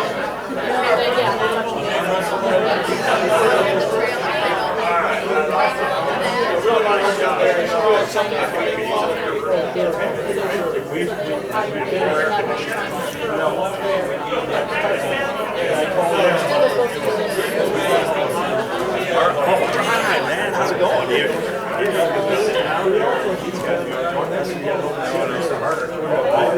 I sit in the back. In the back. The best. You don't want the back of my head? The best back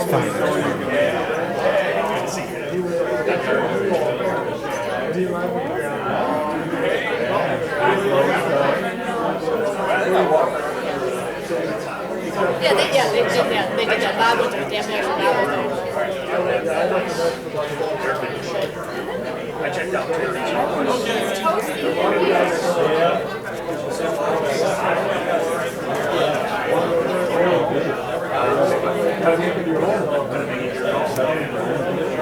walk around and get some breath mints. How are you? Ooh, it's a little cooler. How you doing? Can I hear breath mints before you get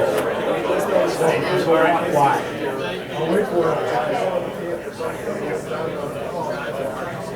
Important job.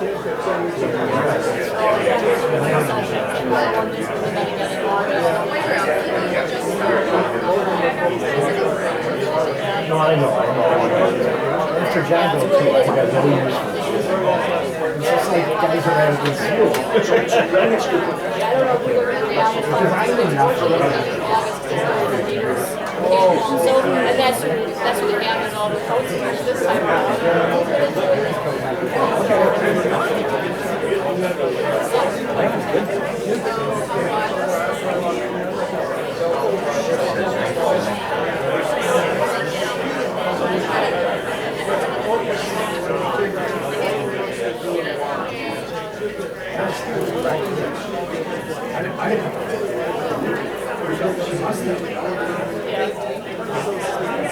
Keeping track, just tell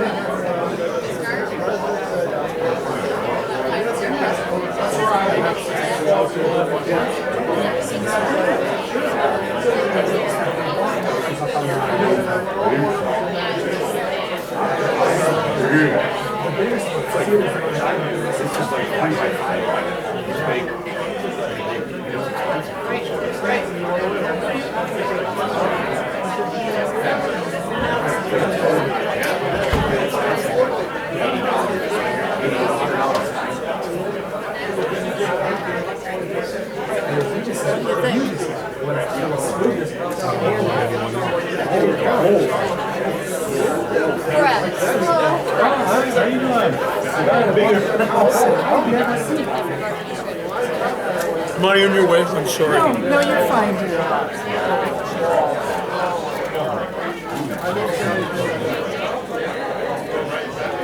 It's break. You don't have to record for breaks. Why? We're so... And it's a bunch of bananas.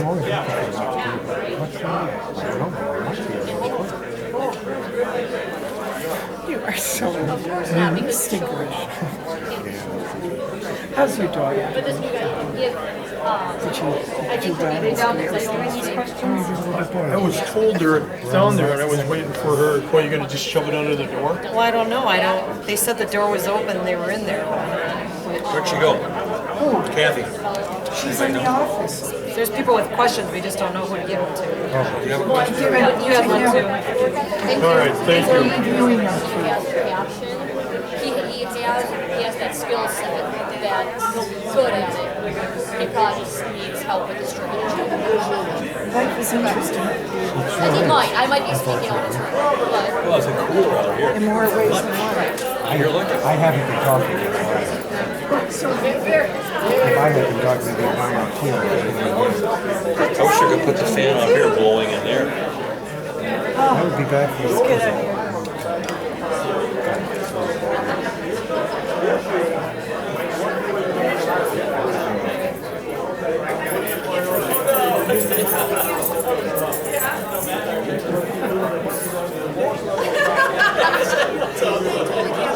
then he called me at like 8 o'clock. He goes, yeah, that's too bad. I'm like, he actually isn't. So I've been talking to him. I've been talking to him probably so I can identify to him a little bit. He's been really good. Yeah, I think he will.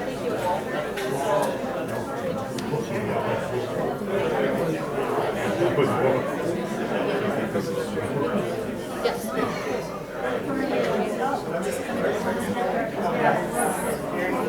Thank you. I don't need to get back at some point. And like you're standing in a cool spot. I mean,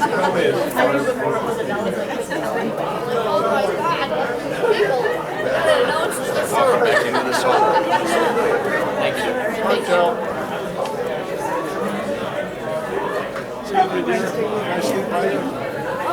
I'm sorry. problem?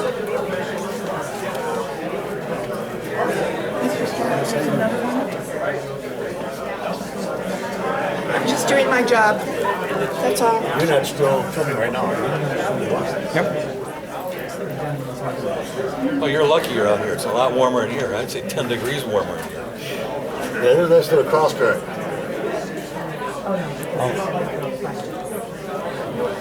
Leslie?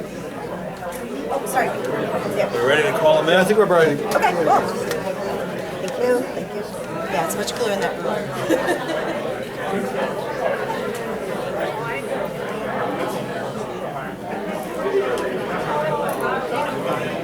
Be seated. Ladies and gentlemen, if you please take your seats, we're going to get rolling again.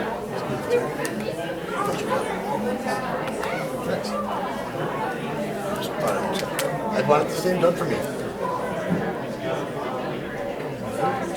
Just walk down. Fine. We have two more questions. Oh. Then they'll have closing statements and we'll be done. Yep. Chairman Terry. Yes. Here, left, and all the way down to the kitchen.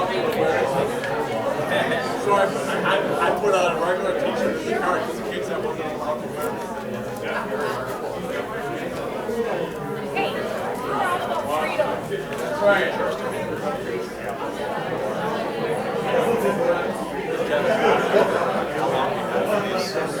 Well, help down. 2 minutes. The audience question, how many programs are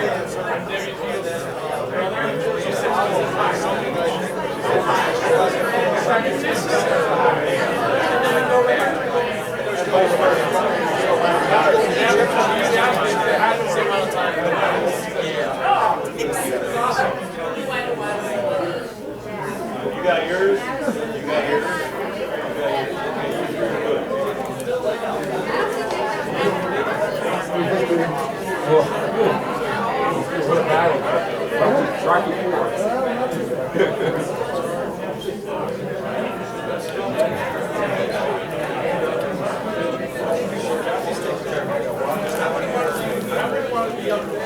Leslie, if you want to sit down, these chairs are for you guys. Sitting here. It's like 10 degrees cooler. That's where all the cool air is going. We cranked the air in the building trying to get it cold. It might have frozen up the air conditioning. Well, it doesn't help that it's I would be saying, and then, right? You're sort of, Ladies and gentlemen, we're going to get started. So, don't make me come back there.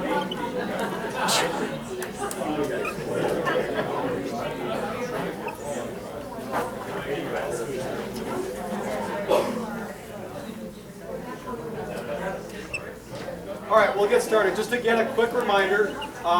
We have gone through the audience questions that were submitted. We had quite a few.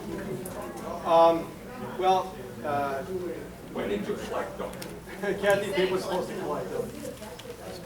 I'll take it. I'll make it on the spot. Make the call. Okay, I don't believe this question is actually directly relevant to the race at hand. So we're going to disagree, but here's why. Not of you, though. Okay. Anyway, so we've gone through the questions, eliminated ones that we've already kind of asked and answered, eliminated any that were personal towards either candidate, and any that would involve issues that aren't really relevant to the race.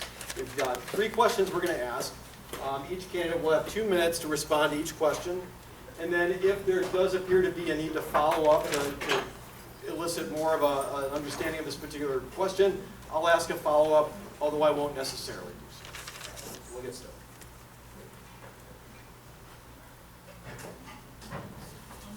Okay, first question. Sergeant at Arms, can you remind me who answered the last question? Yes, sir. Who answered the last question? I can't remember. Yeah, I was going to say. I think it was Attorney Basie. I can't remember. Yes, exactly. So we'll start. Okay. So we'll ask the question. First, you'll have 2 minutes. Then you'll have 2 minutes, and then there might be a follow-up. Sure. Next time, you guys will check. Okay. The question is, how can you keep crime from Milwaukee from spilling into Waukesha other than simply prosecuting criminals? Well, if someone can answer that question, I think they would be very welcome. Because that really is hard. I don't know how, I can't control Milwaukee policies. I cannot control how they handle their cases. So unfortunately, what I can tell you is that their lack of charging, their lack of prosecution directly impacts Waukesha County. I've given this example before. Milwaukee County, defendant is 26 years old. He had 15 referrals from Milwaukee County DA's office. Of those 15 referrals, and some were retail theft, minor, some were armed robbery, burglary, very serious. And of those 15, 14 were prosecution was declined. One of them, the prosecution was initiated, but then it was later dismissed. So how do you fix that? I don't know. All we can do, other than building a wall, is we have to really just have to maintain our safety here in this community, and we have to do what we can to do that. Right now, 40% of our jail population is Milwaukee County residents. We're paying for that. Build that wall. Thank you. Would you mind repeating the question, please? Because I think there's a second part that was important to that. Well, the question is, how can you keep crime from Milwaukee from spilling into Waukesha other than simply prosecuting criminals? Right, so that is the, I agree with Attorney Basie, the $1 million question, but super interesting second part of that, other than prosecuting criminals. But that's what I do. I'm a prosecutor. We have a major problem. We have somebody that causes damage. We have somebody that causes harm. I prosecute. We remove. But I'm always left wondering, how did this young man get to be so darn angry? How did he get to become a narcissist? Only thinking about himself and his desires. I do not, and I will not talk about our trial this week. The jury is out, but I'm left thinking about this guy who can't control himself. How did he get to be? And a really powerful observation is we've got broken families. We've got thousands and thousands of broken families, and part of that brokenness is lack of faith, lack of presence, that dad's not around, mom's not around, nobody's loving this kid. I don't know what the solution is, but I see kids coming over here who are shooting, who are robbing, who are taking cars, who have no disregard. The Honorable Judge Doro and I, we had a trial last May, 14-year-old. 14-year-old sexually assaulted a woman at the library. Absolutely terrible. Horrible, horrible facts. Make you cringe. But he came from a place, clearly, where he wasn't getting the love that he needed. So I don't know what the answer to it is. All I can observe is that we've got totally broken families. Absolute chaos, broken families. I think a follow-up question that would be, obviously there's been a lot of criticism of the policies of the Milwaukee County. Is there anything that you could do in your role as Waukesha County DA to influence those decisions, or to somehow make those decisions less effective on Waukesha? Maybe we start with Ms. Bates. And you can have up to 1 minute to respond. Thank you. Okay, guys. So again, that's really hard. I don't live in Milwaukee County. I don't vote in Milwaukee County. If you want to change things in Milwaukee County, you're going to have to vote in someone other than John Chisholm or his protege who's running Kent Laverne. So I don't see things are going to change. I can reach out to them, I can talk to them, but I can't change their minds. They have an agenda, and their agenda is we're going to throw money at helping defendants, trying to get them better, and it's not working. So I really don't have an answer to that. I'm kind of surprised. Usually I have an answer for everything. But no, I just don't think there's any way that I can affect change there. What I can do, what I'm committed to doing, is affecting change here in my community, in the community that I've lived in my entire life. Thank you. Just very quickly, I guess 2 observations. Number one, and this is a depressing observation, it's not just the DA's office in Milwaukee County. There have been some appointees to the Milwaukee County bench who, with all due respect, are terrible. They're just not good judges, because I knew them as attorneys. And I'm sorry to say, but that's a problem. And I don't know, even if you were a fierce prosecutor, how you ever get around bad results from a judge there. That's observation depressing, number one. But number 2, I don't know that all of the solutions come from the DA's office. I mean, we've got a whole bunch of folks here in this room who I know are strong in their faith, in faith-based communities. That's a really important part of who I am and who my family is, and I think maybe there's some faith-based options or faith-based solutions or other options that aren't just all crime and punishment. Maybe, I don't know. I don't know what the answer is either. I really don't. Milwaukee is just such a sorrowful place, but maybe there's some other solutions that I'm not creative enough to think about at this point. Oh, yeah. I heard Some that. ascension On the up here. record, Do we he need a just judge said to get you were involved right. here? Okay. All right. He's the sergeant at arms, he's in charge. Good response. All right, thank you very much, candidates. I apologize for the confusion out here. Next question, this will be to Mr. Thurston. Yes, sir. Could you give an example of how you worked or are working with other officials, community leaders, or legislators to solve a problem facing the criminal justice system?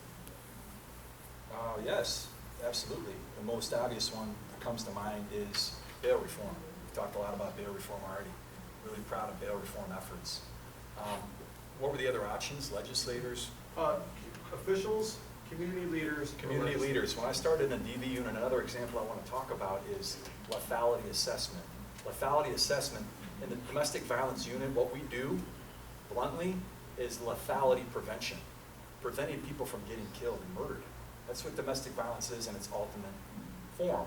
When I moved here in 2015 to the Waukesha DA's office, we started a program called the Lethality Assessment Program. It's where cops go out, they meet with victims right there on scene, they try to connect victims with nonprofit.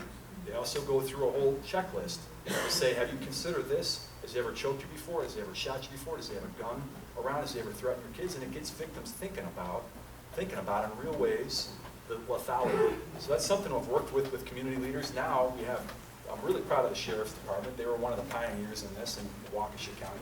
Almost all 26 police agencies across Waukesha County now have that.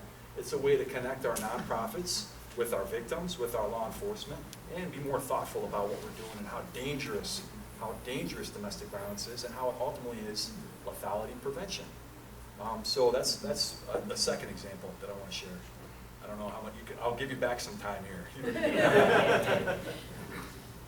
Well, that's fine. We'll move on. Ms. Basie, same question. Could you give an example of how you worked or are working with other officials, community leaders, or legislators to solve a problem facing the criminal justice system? Certainly. After I decided to run, I met with Paul Farrow, and I've met with him several times. He's our county executive. And I talked to him about our understaffing problem, the fact that we need more prosecutors. We had long discussions about public safety and where that money is going to come from. He feels very strongly that the county should not be responsible. They're state positions, and the state should fund them. And I agree with him. I agree with him wholeheartedly. And he committed that if I win, and that is going to be my priority, is that he would go with me to the different legislators. He would back me up and tell them that we do need these prosecutors, that the county's not going to fund them, the money needs to come through the state, and he would lobby them with me. And I think that's really important to have the county executive of Waukesha County has my back. Thank you. All right, thanks. Now, we won't have a follow-up on that one. The final audience question, and this kind of goes towards the basics. You know, we've talked a lot about some very detailed things about the roles or about the challenges and everything else facing. But somebody asked, what is the role of the Waukesha District Attorney? So I think that's a question that you should have an answer for. Ms. Basie, you go first. Thank you. That's actually a really good question, Kevin, because a lot of people, I think when I've been out there and I've been talking to people, they have no idea what the DA's office does. And really, we're part of the investigation before it even gets referred over to our office. As the police officers are investigating it, they may need warrants, they may need subpoenas, and we're working with them. I think they often consult with us to try to get, do you have any ideas how we can approach this, or what evidence that you think you need in order to prosecute it? So that close relationship is really important and it's invaluable. After they investigate it and they feel that they have probable cause to send it over, we then get the referral and then we make the decision. We are looking for probable cause, but we have an ethical duty. I can't charge a case unless I believe that I can prove it beyond a reasonable doubt. So that's the next step, is can I prove it beyond a reasonable doubt? So I'm looking at the facts, I'm looking at the evidence, I'm possibly talking with witnesses, meeting with witnesses to determine if this is a provable case. Also, one of my priorities is giving victims a voice. And I think it's really important for victims to be involved in this. And the constitutional amendment, frankly, and Marcy's Law mandates that the victims are involved, thankfully. To ask them, what do they want to see done?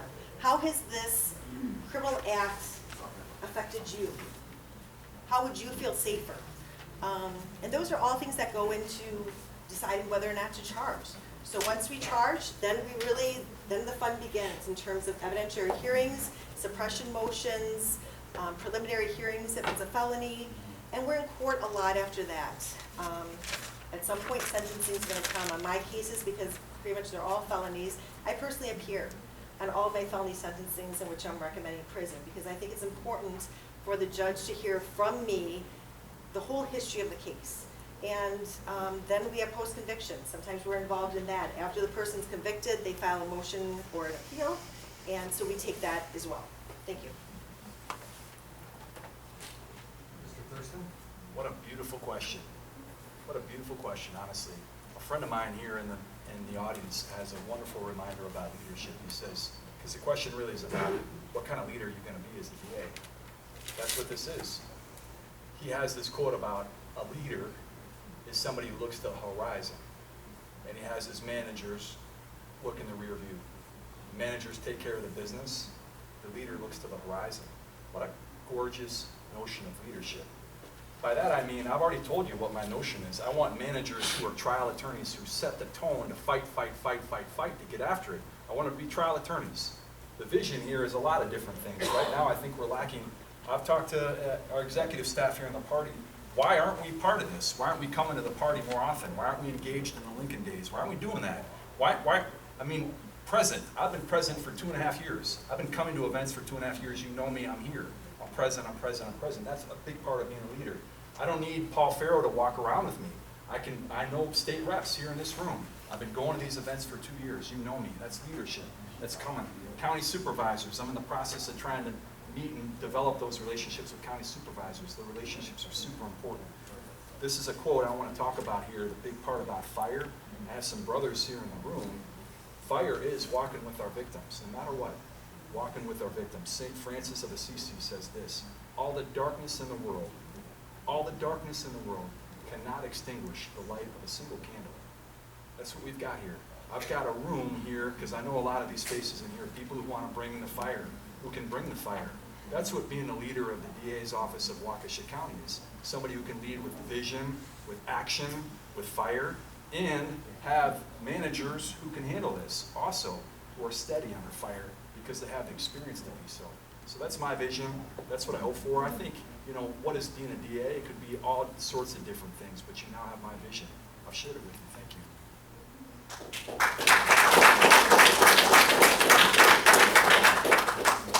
Okay, so there will be no follow-up on that question.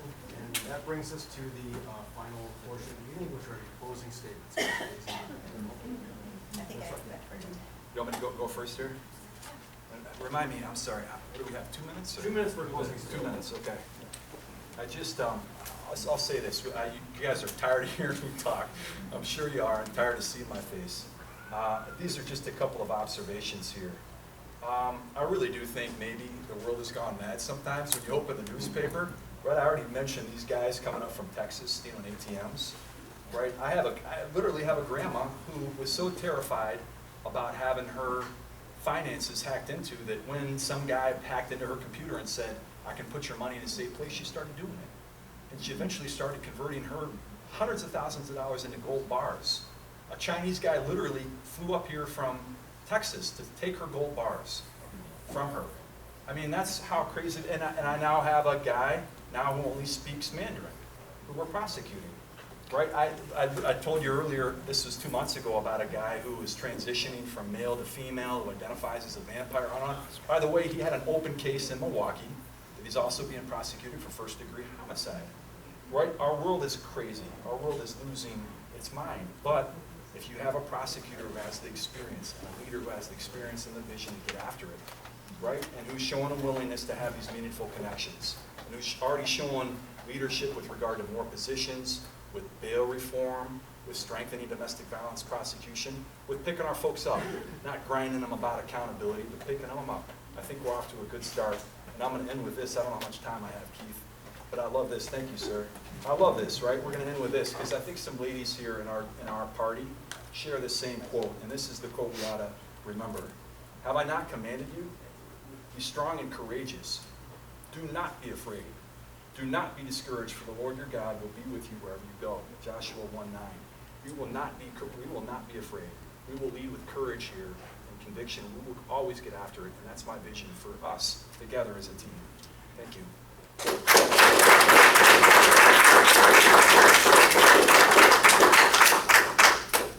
Thank you. I guess the first thing I want to clarify, because I think it's important, we both talked about the Waukesha County Chiefs Association. They've endorsed both of us. I think what's important to know is Mr. Thurston has said that all 26 police agencies endorse him. A police agency cannot endorse. It just can't happen. A police chief cannot endorse. It cannot happen. They're prohibited. What happens is they form this association so that they can give one endorsement. And that's what they've done, and both of them have endorsed. They endorsed Mike first, and when they saw that I was running, they endorsed me. So I do want to clear that up. I think what this comes down to is, why did I run for district attorney? Is it because I felt like I needed more stress in my life? No. It's because this county needs a conservative candidate to run this office. And that's the bottom line. I am that candidate. Mr. Thurston says he wants to, for election integrity, he wants to bring in Democrats to help. Is it because of all their experience that they have without having election integrity? That's silliness. We don't need politicians to come in to tell us how to follow the rule. That's called the rule of law. You read the statute, you apply the statute to what's going on in the community. We don't need people to guide us. We have the statutes to guide us. My opponent gave thousands of dollars to John Chisholm over the course of 5 years. He said he's been a major disappointment. In those 5 years, he lived in Waukesha County each of those 5 years. After the first year, he didn't realize that Milwaukee was a disappointment and John Chisholm's a disappointment. How about after the second year? The third year? The fourth year? The fifth year? He only realized that John Chisholm is a disappointment after Sue said, I'm not seeking re-election. He started donating to Republicans.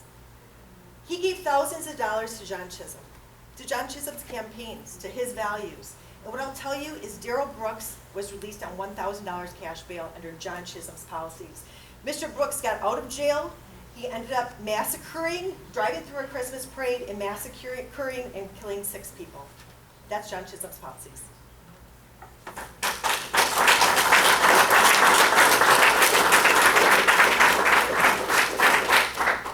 you for hosting us, Attorney Scott. You're welcome. Thank you, everybody. And thank you to the candidates. Let's